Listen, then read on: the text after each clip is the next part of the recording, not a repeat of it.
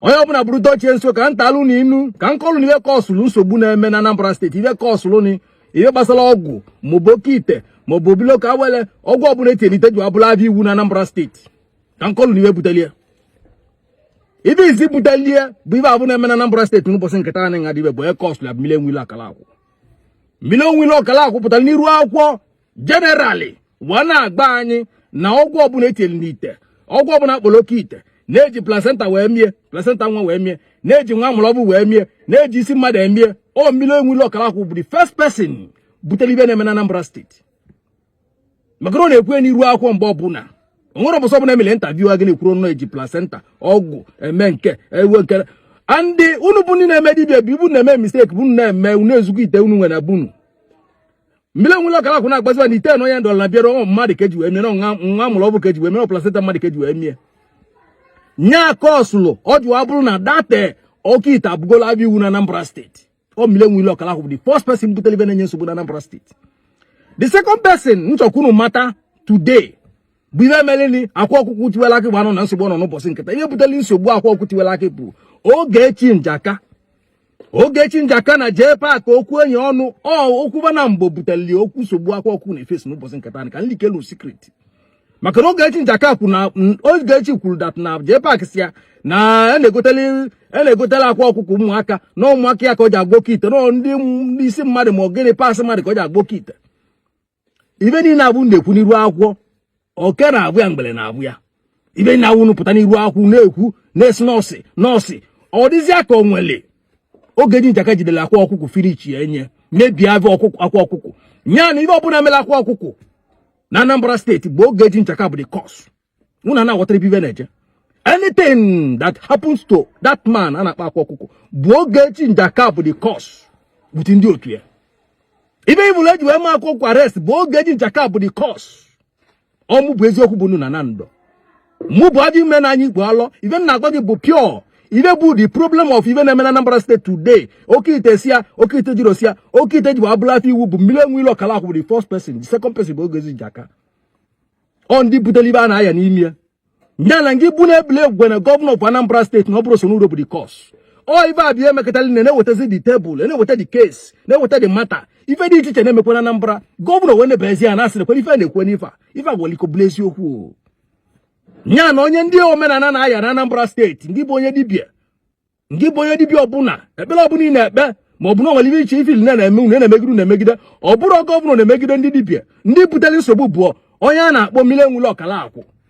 nya na Ogechi Njaka bụ the cause of the problem a na-enwe na Anambra steeti ọba gbara anyị na oke ite bụ ọgwụ na isi mmadụ ka eji emie na placenta mmanụ ka eji emie na nwa amụrụ ọfụ ka eji emie Eweilo Akalakwụ na Ogechi Njaka bụ ndị bụ the issue. Don't blame governor of Anambra State. Don't blame our governor. Man, even now, you want them work bụ governor, our excellency, brother m, nwanne m nwoke ọma, biko, temper justice with mercy.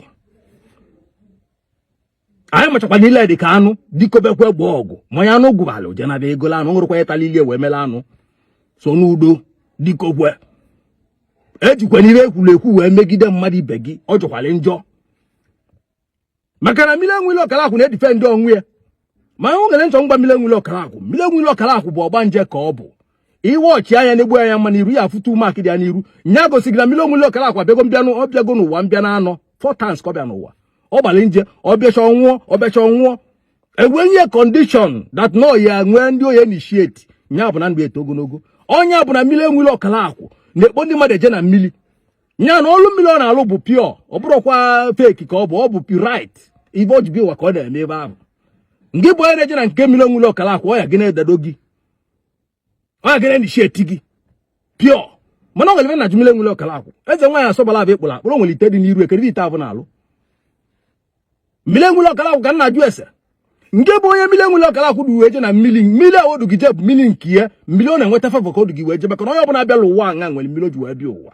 ọmụ bụ eziokwu bụ nna na ndọ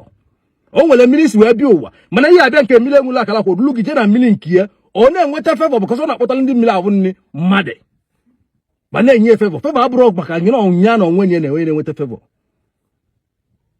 nya na chọrọ mgba gị bụ na Eweilo Akalakwụ na-eyi ụzụ unu bụ ndị na-eche na nke ya onye ọbụla nwere mmiri o ji wee bịa ụwa kunu ọma na eziokwu adị n'iwe ọ na-eme mana ọ gbara gbanje ife ọ na-alụkwa bụ pure ọ dịgwu strong maka na m echekisiwe n'ime mmụọ mana ọ nwere onye ọ bụ na ọ bụrụ oveke mana ọ na-eyuzu ndị mmadụ maka na ọ nwere kondishọn enyelie ka o wedute ndị mmadụ nya ngị bụ onye na-eje na nke mmiri onwule ọkala akwụ ma kwali na ọ bụ na ịtara ahụhụ ya mecha nwa aka gị ata ahụhụ ya ndị mmiri si ya na emile jiri osi ya ọmụ bụ eziokwu nna na ndụ onye ọbụla nwere ike Chineke nna nyelie mụ bụ eziokwu nna na ndụ bụ mgbọrọgwụ na mkpa akwụ ka eji mali m wele na-agba ọya ọ ma herbalist ka mbụ nya bụ iwu na-eme ọ na-atọ m amụ maka na na-agba nwoke na-agba nwaanyị bụ nke ịmala anya gị masikwele ike na ọ na-ajọkwa njọ na ịpụta na-eme ibe na-adịrọ mma gị na-ekile m ị na-eje ụka ị na-ekile m n'igbo ezigbo onye omenala dị nnekwu omenala dị otule odi o nwere nsọrọ n'ebe omenala ndị kọsụ ibe na-aya n'ụbọchị nke taa anaghị adịghị bụ onye a na-akpọ mmiri onwule ọkala akwụ ya na-akpọ onye a na-akpọ Ogechi Njaka kwuchi na o mechakwa na ba aghọta na ibe a mere onwebe na ibe a mere abụrụ ezigbo ibe ka a na-eme maka na o ji Ogechi Njaka jidele mmadụ dị ka Akwa Okuko Tiwara Aki na-ebi avịa nya ka Akwa Okuko na-aya n'ụbọchị nke taa anyị ọmụ bụ eziokwu na ndụ na-ekwu na-eme ọ na-ewu ndị ọ na-ewu udo achịkwanene udo biko nwanne m nwoke nwanne m nwaanyị enweta ozi ya atụsa anya ha ji ibe adịrọ mma ka anyị gbaba na ibe a na-eme adịrọ mma ọ mmiri enwile ọkala akwụ kọsụrụ na ndị omenala ndị dibia na Anambra steeti na-atazi avụ taa okwu mmiri enwile ọkala akwụ kwuru ya na ọrụ ọ nyụrụ ya na-esi nkụ arụ ọ kpatara nya ka mgbele ji wapụtara ya ọbụla ọlele bụ mmiri enwile ọkala akwụ ya o ji ọnya wee kwubo otu ọsọ kwuru nya ka onye ọbụla na-aya ọmụ bụ eziokwu ana m agba ọnọdụ n'iru ya ọnọdụ m n'iru na-agba anya obeghịkorebe ma o bekọrọ ebe ma nna ya makwụkwọ gọvanọ Anambra steeti dịkobekwe so n'udo etigbuo nwatakịrị anwụ sizukokwe aka mme ka ọ ma na ọ bụrụ ibe ka etilie n'ọkwa anwụ ka etigbuli ya ọ bụ na etigbuo nwatakịrị anwụ na-arụ ma ọ bụ odudu ka etigbuli ya sizukokwe aka mme ka ọ wa ghọta na ọ bụrụ ibe ka a na-eti ya nọọ ibe ka etigbuli na-arụ ya nwere ya kwọnwụ gị bụ onye bụ dibia na-eme dibia wepụ aka enwe n'owe maka ọwa aka mmadụ ịmali nke ị na-eme na-adịrọ mma pụtakwa ọ jọkwala njọ follow the rule and regulation of the governor for now ka anyị malibe na-eje maka na ibe na-eme ibe dịzi nnekwu mana m na-agba gọvanọ ya wekwele nwayọọ n'ọkwa ọchịchị aka chọrọ ka emebielie ya bụ my last word gọvanọ Soludo anyị chọrọ ka ị na-achị Anambra steeti ka anyị ma na-emala ibe use your wisdom ba control zina gị ndị ụka control zina gị na ọtatu man ka ị bụ ibe na-ekwu ụdị ibe ahụ mụ bụ eziokwu na na-agbagokwu nwe dị ibe ndị wụsala nkịta bụ ọjọbọ ka a na-alụzi ibe a na-alụzi bụ ọjọbọ ka a na-alụ bụ ndị abụ na-alụzi ọlụ kịta amụrụ m maọbụ ndị otu iwepụtara mana onwe ndị nọ n'ime chọ ka a mebieli gị ibe abụ ikwuru ka ọ bụ na ibi na-ikwuzi na ọ bụrụzi ama ibe ikwuru the right mana ba bịazili tiezie na ụdị ọzọzi ka o wee nye nsogbu ọmụ bụ eziokwu na ndụ maka na ibe na-emezi kịta dịzi nnekwu ibe na-eme na Anambra kịta na-atọrọ ọzọ ụtọ ụmụnne m ndị Igbo ka anyị gba na ọnga ya eziokwu ka anyị gba na ọnga ya eziokwu na ibe ndị na-emezi ha bụ omenala kịta kazi nkụ na-emebizi ibe na-eme ibe maka mgbu na eziokwu omenala nwere nsọ